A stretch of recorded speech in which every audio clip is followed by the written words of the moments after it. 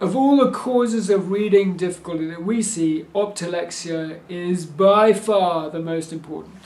And by Optilexia, what I mean is that somebody is using sight reading and memorization and guessing strategies to read rather than decoding.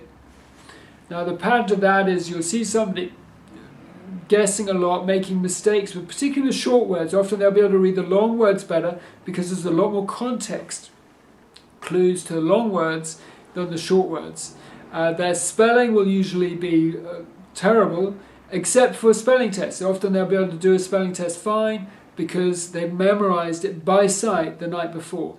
Optilexics tend to have very good visual memories, and that makes trying to memorize words seem easier to them in the early stages of reading.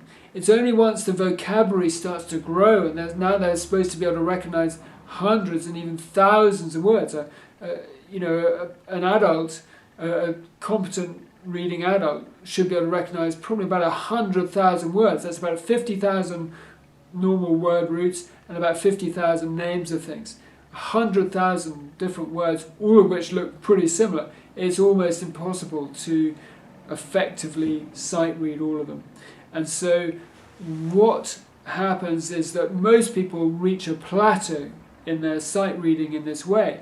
Where that is will depend on the individual, how good their visual memory is, how intelligent they are. And in some ways, of course, it's tough if you're very intelligent because you can take this further. But we find that somewhere between usually roughly the age of 6 and the age of 11 or 12, the person's reading will plateau and no amount of extra effort will get anywhere. The spelling goes nowhere and they begin to feel more and more frustrated and depressed about the situation because they can see other people getting better and better.